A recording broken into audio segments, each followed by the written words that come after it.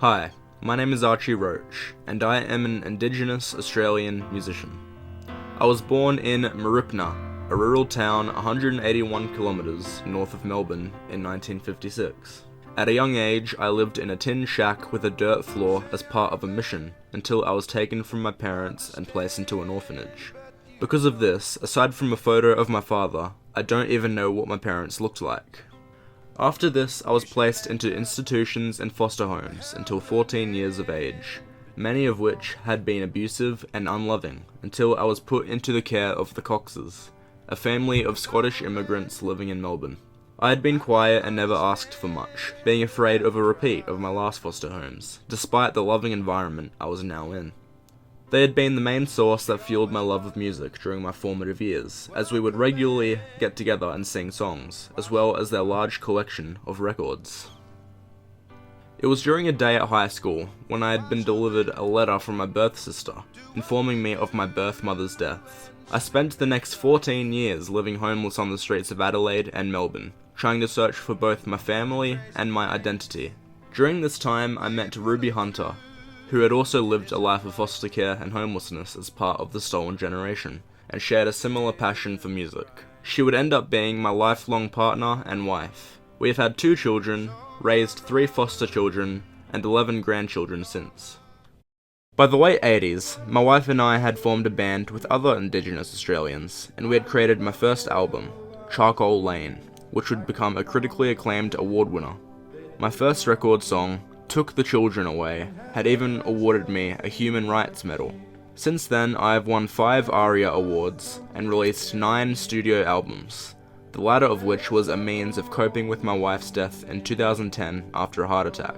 Singing has always been a coping mechanism for me, allowing me to sing out all my problems while also telling my life story.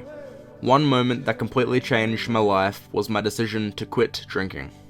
I had drunk for a large chunk of my life. After key life accomplishments and milestones, after going to rehab, I'd continued drinking through all of it, even missing the birth of my first child due to being passed out in a bush. After having a seizure at the age of 26 and realizing what I had to do to maintain the amazing family I have, I had to quit drinking.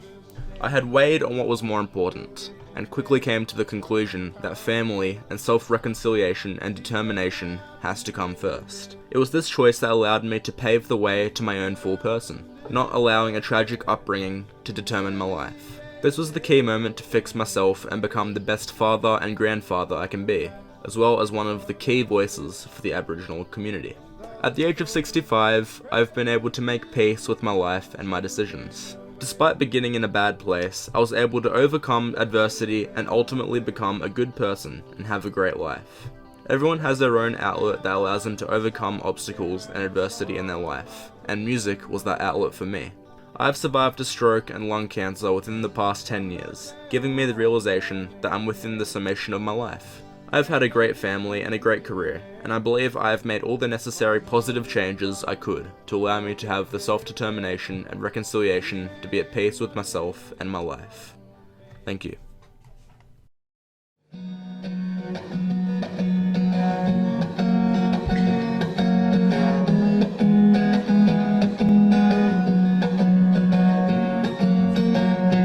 Walked down the street one day, I saw my brother on his way.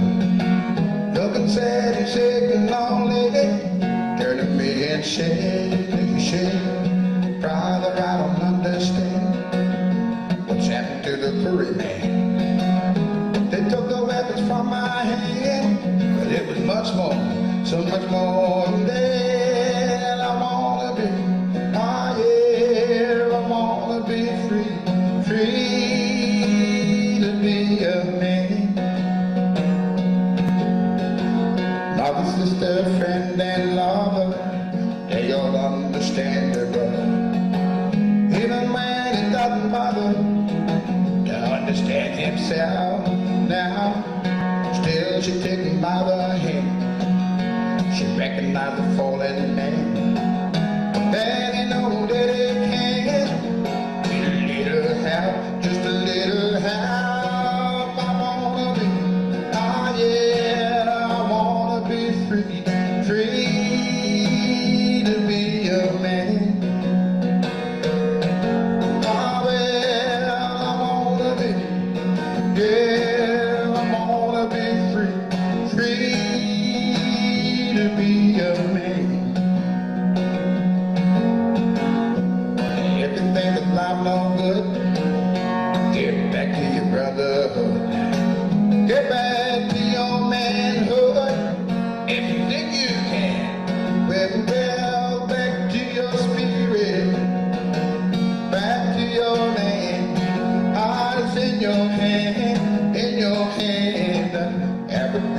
man. Let it out back to your spirit, back to your land. Heart is in your hand, in your hand. Every vision